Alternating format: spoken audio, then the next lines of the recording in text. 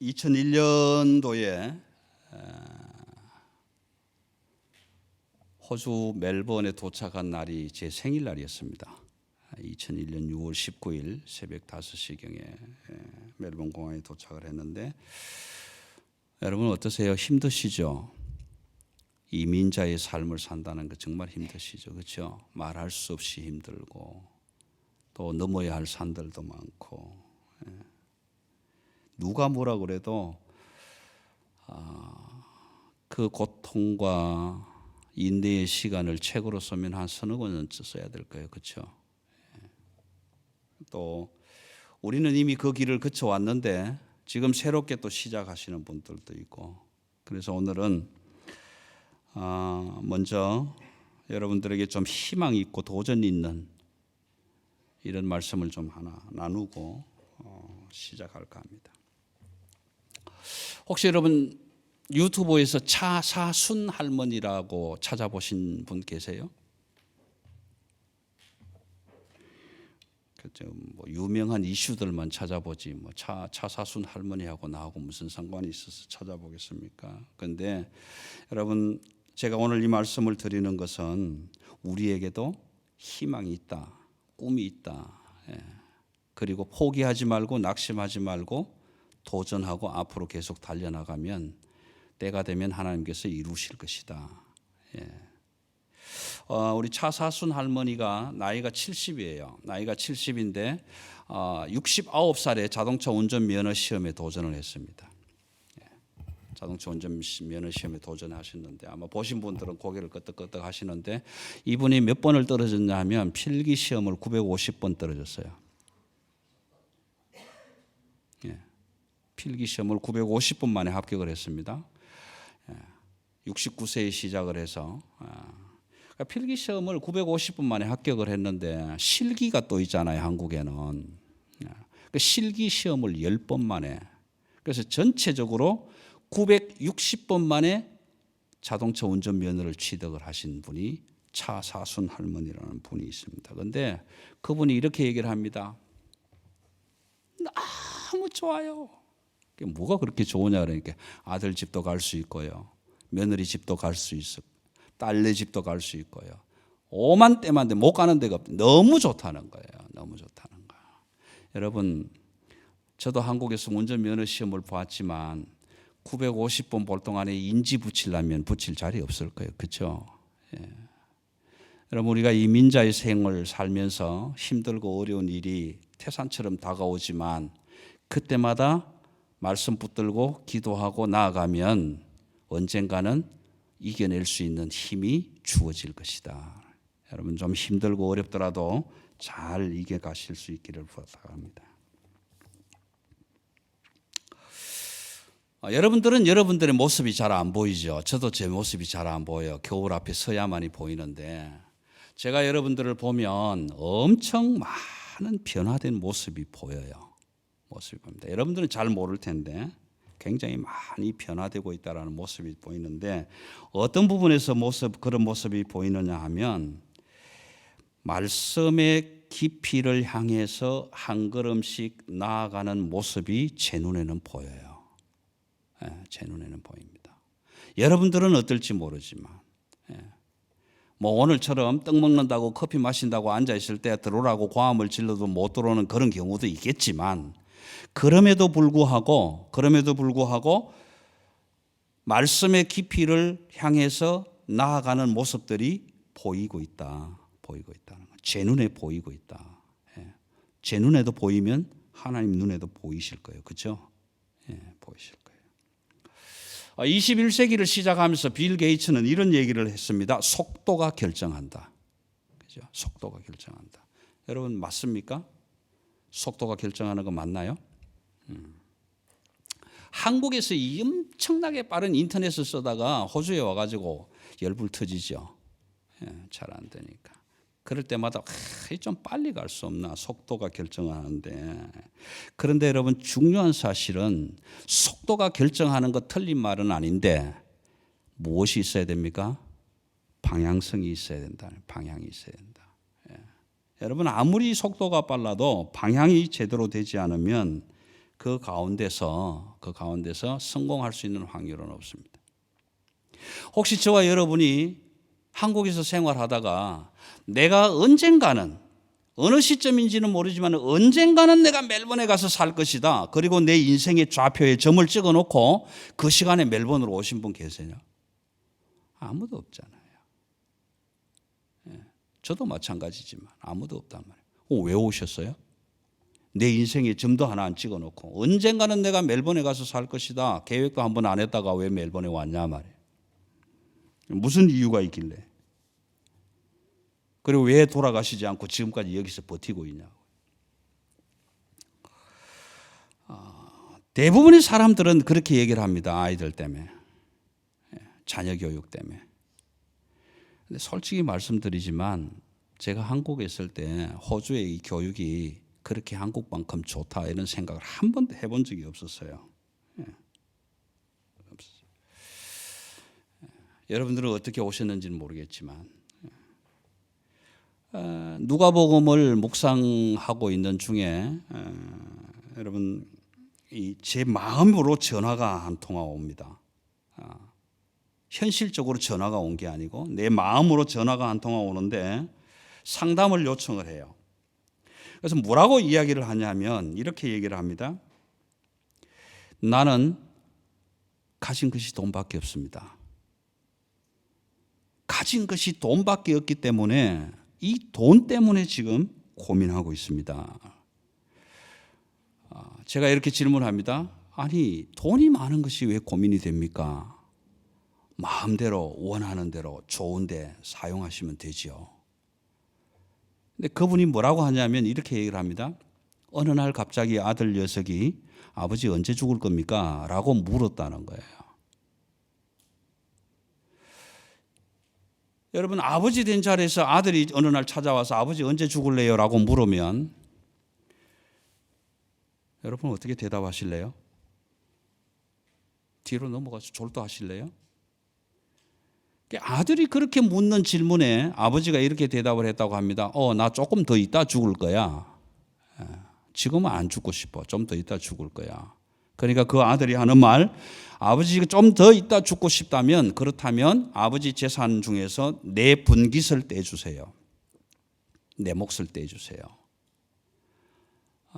그래서 어떻게 했냐고 제가 물었더니, 아니 내가 가진 게 돈밖에 없지 않냐. 아직 뭐 애들 거 얼마 떼주는 거 그게 뭐 그리 큰 대수라고. 있는 게 돈밖에 없는데. 그래서 아들을 향해서 돈을 한 덩어리 떼줬단 말이에요. 그런데 일주일도 채 못 돼서 그 돈을 홀라당 다 까먹고 알거지가 돼서 아버지에게 찾아왔는데 아버지에게 이렇게 얘기를 합니다. 아버지, 나는 이제 자식이 아니에요. 그럼 뭐냐? 종이에요. 품꾼으로 써주세요. 분명히 아버지 집을 찾아오면서 자식은 자식으로 온 게 아니라 종으로 왔다는 거예요.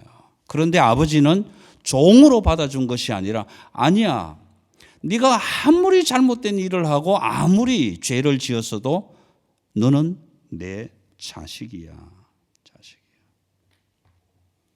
그래서 종이라고 찾아온 그 자식에게 귀한 옷을 입히고 신발을 신기고 반지를 끼우고, 그래도 이 아들은 죽었다가 살아온 내 자식이다. 그러고 온 집안에 선포를 하고 종처럼 기어 들어온 그 자식을 자식으로 세워주었다라는 거예요. 세워주었다. 여러분, 자녀가 아무리 죽을 죄를 지었더라도 그래도 부모에게 가장 귀한 건 뭘까요? 그 자식일 거예요. 그렇죠? 그 자식일 거라고. 그 자식이 아무리 죽을 죄를 지었더라도 그 자녀에게 가장 귀한 사람은 누굴까요? 그 부모일 거라고요. 아무리 자식이 못마땅해서 호적을 파옮겨라, 집을 나가라 소리를 하더라도 그래도 가장 부모에게 있어서 가장 귀한 자는 자식일 것이고 자녀에게 있어서 가장 귀한 분은 부모일 것이다.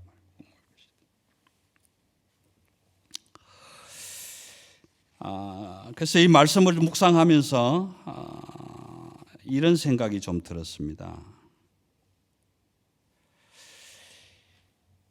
돈을 한 뭉치 떼가지고 아버지 언제 죽겠느냐고 물어보고 그 돈 들고 나간 자식을 바라보면서 아버지가 눈물을 흘렸는지 안 흘렸는지는 알 수 없지만 얼마나 애통했을까.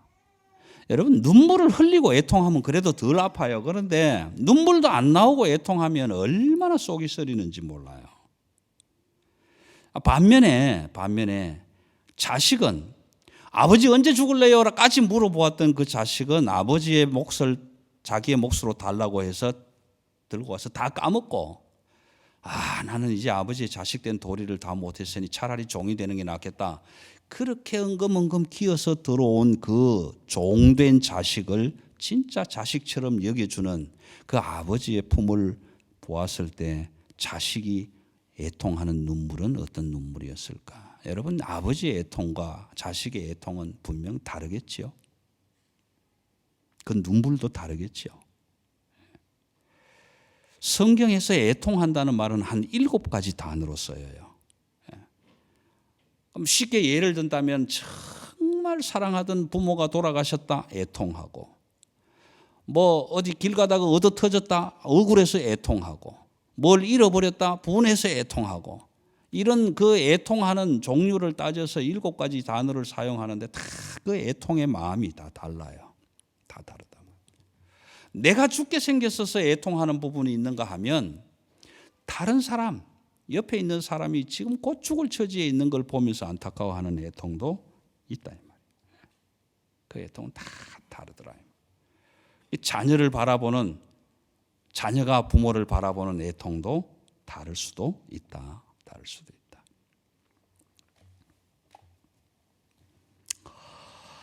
분위기를 좀 바꾸기 위해서 제가 이런 생각을 한번 해봤습니다. 멜번에서 가장 맛있는 비빔밥 집을 5자로 줄이면 뭘까? 누구예요? 사랑의 교회라고 한 사람이. 네.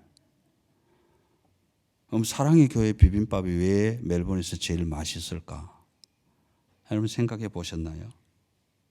사랑의 교회 비빔밥이 멜번에서 제일 맛있는 이유는 하나님의 은혜와 긍휼과 자비와 섬김과 정성이 골고루 들어가 있을 뿐만 아니라 그 어느 집에서도 찾아볼 수 없는 무엇이 하나 있죠.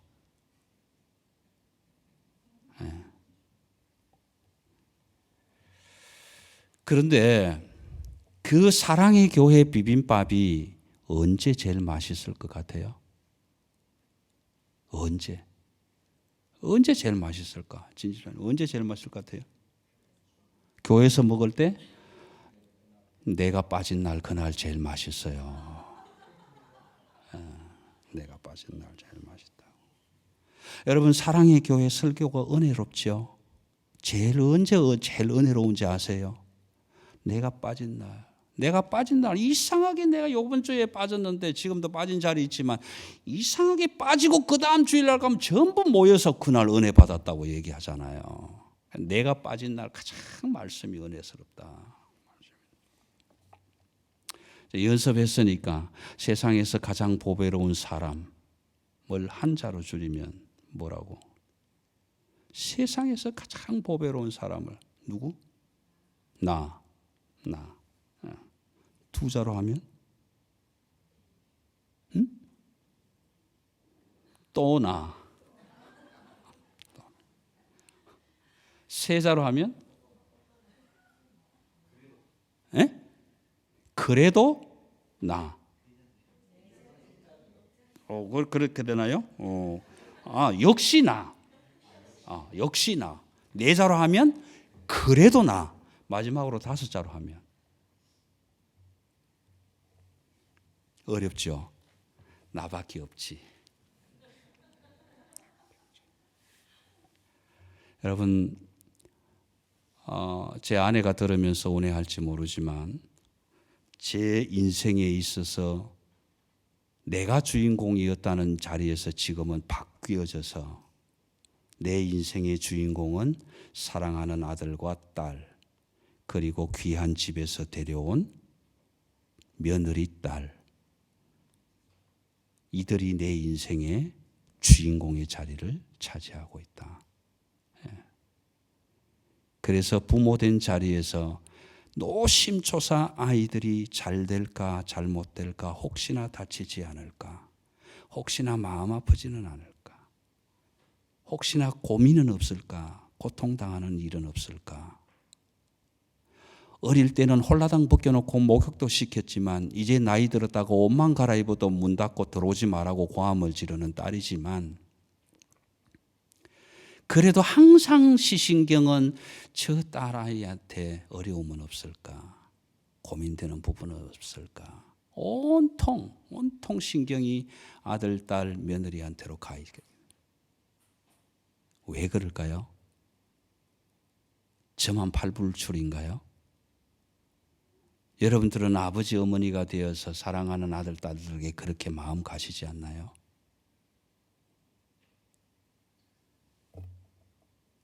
여러분들도 저와 똑같은 팔불출, 그렇죠? 여러분, 그렇다면 저와 여러분의 아버지가 되는 하나님 아버지가 주인공으로 삼은 자들은 누굴까? 저와 여러분일 것이에요. 왜요? 우리가 그분의 자녀이니까.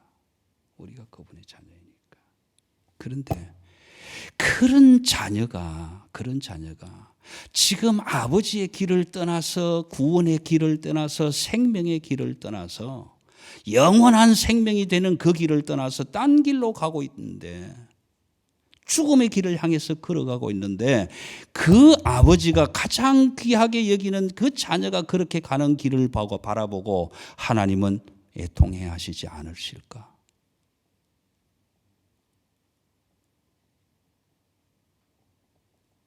인간으로서 내가 부모로서, 내가 아버지의 자리에서 나도 아들, 딸들을 바라보면 그들이 잘못되었을 때 애통방통하고 눈물이 흐르는데,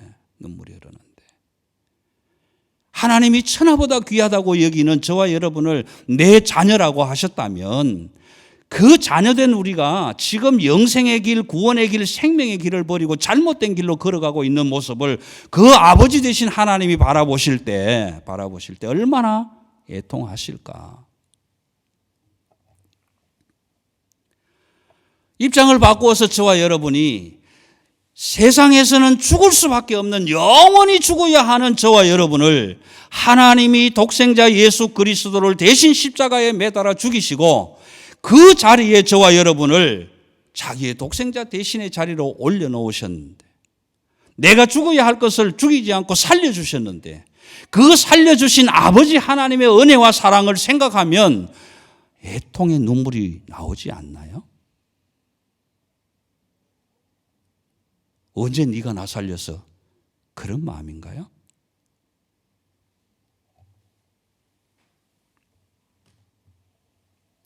여러분, 애통하는 자는 복이 있나니 저희가 위로를 받을 것이며,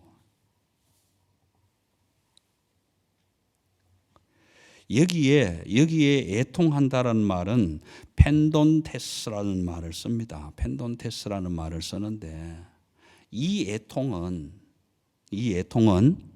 어디에서 나오는 애통이냐 하면 5장 3절에서 나오는 애통이에요.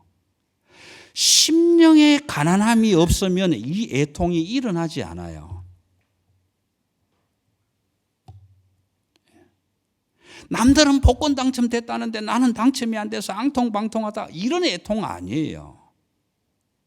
5장 3절에서 말하는 심령이 가난한 자, 나에게 꼭 있어야 하는 그 하나님이 없어서 절대적으로 빈곤한 자, 그래서 생명이 되시는, 나의 모든 것이 되시는, 나의 아버지가 되시는 그 하나님이 나에게 지금 부족할, 그 부족함을 느끼는 데서 오는 애통, 그 애통합니다. 왜 남들은 예수 믿고 잘 됐다는데, 기쁘다는데, 행복하다는데, 나는 낯이 예수 믿었는데 나에게는 왜 이렇게 기쁨이 없는가? 다른 사람은 다 예수 믿고부터 구원받았다고 나 구원받았네 고함 지르고 다니는데 나는 예수를 믿었는데 왜 나는 구원받았다는 생각이 없는가? 사랑하는 아들아 딸아, 세상에 아무것도 없어도 염려하지 마라. 무엇을 입을까, 무엇을 먹을까, 무엇을 마실까 걱정되냐? 저 공중의 새를 봐라. 들의 백합화를 봐라. 저들도 내가 이렇게 입히고 먹이는데 내가 하물며 너희를 굶기겠냐? 그렇게 말씀하시는 그 아버지 하나님의 음성을 들으면 그냥 덤덤합니까?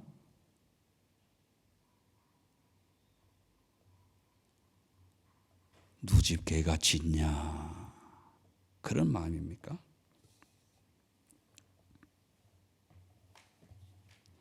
여러분, 마카리오의 호의 펜돈테스, 애통하는 자는 복 있으라.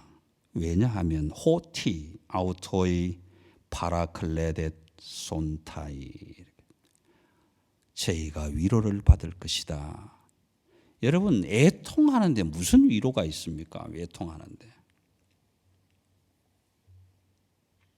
내가 울고 방통하고 슬퍼하고 있는데 그게 무슨 위로가 있겠냐고요. 때로는 있죠. 때로는 카타르시스가 되죠. 실컷 울고 나면 막 기분이 시원하고 마음이 시원하다 그럴 때도 있겠죠. 그러나 일반적으로는 아무리 애통방통해도 위로받을 수가 없어요. 그런데 왜 5장 4절에서는 애통하는 자는 위로를 받을 것이라고 썼겠냐고요. 여러분, 심령이 가난함. 하나님이 나에게는 지금 없습니다. 하나님, 내 생명의 근원이 되시는 그 하나님이 지금 모자랍니다. 간절하게 그 절대 빈곤을 채울 길이 하늘밖에 없어서 하나님 앞에 매달리는, 그렇게 애통하는, 우리 오늘 찬송가 190장 찬양하듯이 애통하고 회개할 마음 충만하게 하소서. 간절히 애통하는 그 마음에 하나님은 위로를 받을 것이라고 복음을 선포해 주는데, 여러분, 파라클레토스라는 이 앞에 달려있는 이 말은요, 여러분 잠시 요한복음 14장 16절을 한번 찾아볼게요. 요한복음 14장 16절. 예수님이 제자들에게 이렇게 이야기를 합니다. 내가 가면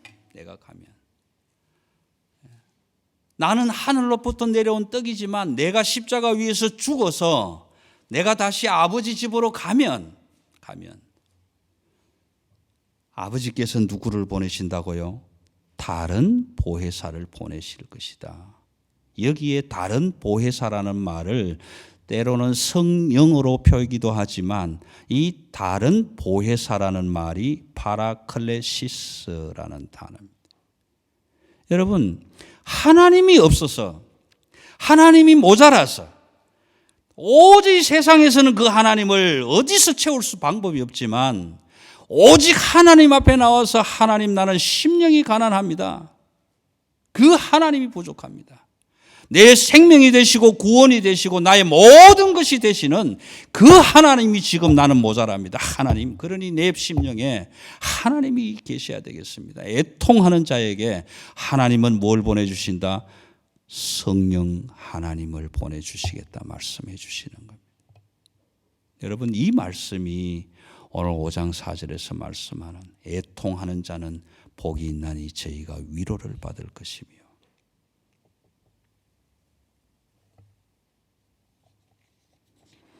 여러분, 사랑의 교회 설교가 비빔밥처럼 맛이 있는 이유가 무엇입니까?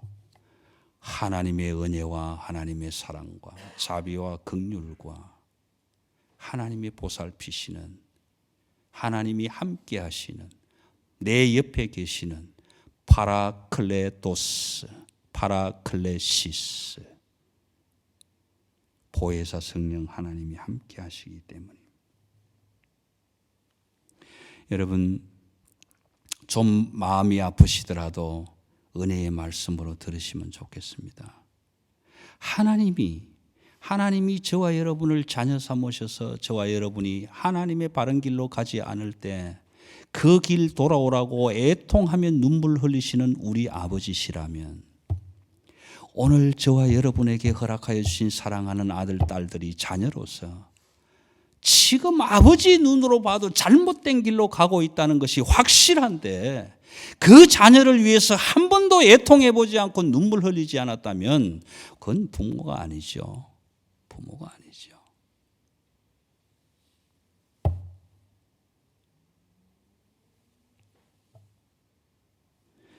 여러분, 내가 하나님의 자녀로서 나 위하여 십자가에 온 몸을 다 찢기시고 온 피를 다 흘리셔서 당신이 죽으심으로 나를 살려주셨다는 그 은혜를, 그 십자가의 실체를, 예수 그리스도를 내가 직접 만나고 그 하나님이 나의 아버지로서 필요하다면, 그 하나님이 내게 지금 부족하다면 그 하나님 나에게도 필요합니다. 여러분, 이런 애통 해보셨습니까? 지난 시간에도 말씀드렸지만 우리 왜 기도합니까? 이만큼은 있는데 요만큼이 없어서 기도합니까? 우리가 하나님 앞에 엎드려 기도하는 것은, 애통하는 것은 하나님 이거 반드시 있어야 되겠는데, 꼭 필요한 건데 세상 어디에서도 구할 수가 없습니다. 그러니 아버지 주셔야지요. 여러분, 여기에 애통은 간절한 간구입니다. 기도입니다. 하나님, 심령의 가난함, 절대 빈곤. 하나님, 다른 사람에게 다 없더라도 나에게는 당신이 있어야 합니다. 그 하나님 나는 갈망합니다. 오 주여, 나의 빈잔을 높이 듭니다. 하나님, 하늘 양식 내게 채워주소서. 그 하늘 양식. 그래서 그 하나님이 저와 여러분의 일용 양식이 되고, 그 하나님이 성찬이 되고, 그 하나님이 나의 인생의 전부가 되고, 그 하나님이 항상 나와 함께 하시는 위로자가 될 때, 그때 우리의 애통은 위로를 받을 수 있게 된다라는 것입니다. 만약 그 하나님이, 우리가 아버지라고 부르는 그 하나님이 오늘 저와 여러분의 잘못된 길을 가는 것을 보고, 아, 저 인간은 도저히 돌아올 희망이 없구나, 저놈은 그 길로 가다가 죽도록 내버리더라, 그렇게 생각하시고 만약 포기하신다면, 하나님이 저와 여러분을 포기하신다면 그때 엎드려서 애통하여야 하시겠습니까? 사랑하는 아들아, 오늘부터 내가 너를 포기했다. 너는 네 맘대로 살다가 네 갈 길로 가다가 네 죽을 대로 죽어라. 그런 경고를 받을 때 그때 엎드려서 아버지 안 됩니다, 그렇게 애통하시겠냐고요.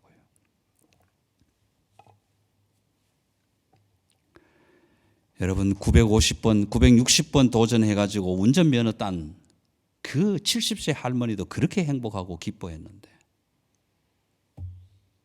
우리가 하나님 앞에 나아갈 때 날마다 죄인의 모습으로 나아가지만 그때마다 한 번도 죄인으로 인정하는 것이 아니라 사랑하는 아들아 딸아 잘 왔다고 말씀해 주신 그 하나님 앞에 우리는 애통의 눈물 흘려본 적이 있냐고요. 여러분, 과거에 행복하셨습니까? 아, 목사님, 제가 옛날에는 참 잘 나갔죠. 지금도 잘 나가십니까? 지금도 행복하십니까? 그렇다면 앞으로도 행복하실 확신이 있으십니까? 100세 시대에 100세까지, 120시대라고 한 120세까지 그 생명 연장해 가면서 살면서 하나님이 주신 행복을 자신 있게 누릴 수 있겠냐고요. 여러분, 하나님의 말씀책인 이 성경은 하나님께서 설계하신 우리 인생의 설계도입니다. 이 설계도 안에 저와 여러분의 인생의 좌표가 다 찍혀 있는 사실을 아십니까? 그렇다면 우리는 이 말씀의 좌표대로 따라 나갈 때 때로는 아닌 것 같지만, 세상이 바라볼 때는 이 길이 아닌 것 같지만, 그럼에도 불구하고 하나님은 아닌 것 같은 그 길을 끌고 가셔서 인도해 가셔서 마침내는 아, 그 길이구나라고 고백하게 만드시는 하나님.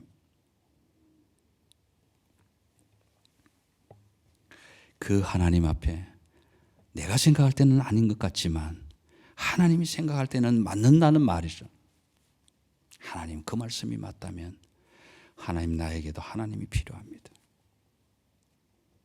아직 그 세상에 있는 돈 좀 없으면 어떻습니까? 남들 3끼 먹을 때 2끼 정도 먹으면 어떻습니까? 그러나 하나님 없이는 나는 살 수가 없습니다. 나에게 정말 그 하나님이 계시는가? 그것을 말씀의 거울에 비추어서 근거해서 살펴볼 때 나의 심령은 얼마나 절대 빈곤에 처해 있는지, 그 절대 빈곤의 심령을 깨달아 아는 자들만이 가지는 애통이 오늘 마태복음 5장 4절에서 말하는 마태의 애통함이다. 그 간절한 애통이 있을 때 그때 하나님은 내가 너에게 위로할 것이다. 하나님이 직접 찾아오셔서 위로해 주시겠다는 약속입니다. 여러분, 이것이 복음입니다. 이 복음이 저와 여러분의 인생의 삶 속에서 한순간도 떠나지 않고 하나님이 함께 하시며 위로하시는 위로가 여러분들의 애통할 때마다 임재하시는 축복 안에 머무르시기를 주님의 이름으로 기원합니다. 기도하십시다.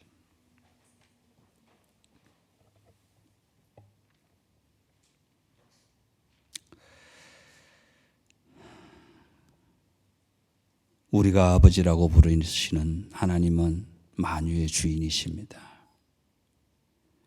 만유의 주인 되신 하나님을 아버지로 가지고 있는 우리는 만유의 주인의 딸들입니다. 그런데 더 무엇이 필요합니까? 다만 만유의 주인이 되시고 생명의 주인 되시고 만복의 근원이 되시고 생사화복 천국 복음의 주인이 되신 하나님이 필요합니다. 그런데 내 영혼 속을 들여다보니 그 하나님이 부족합니다. 하나님, 세상 어디에서도 채울 수 없는 절대적인 빈곤이 내 안에 있습니다.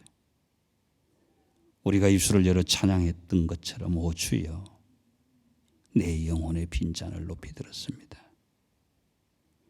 하늘 양식 아버지,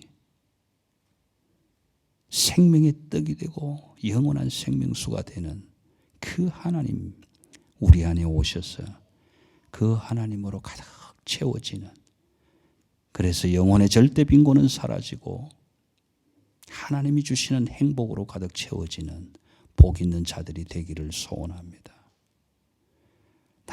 날마다 채워도 모자라고 날마다 먹어도 부족한 음식처럼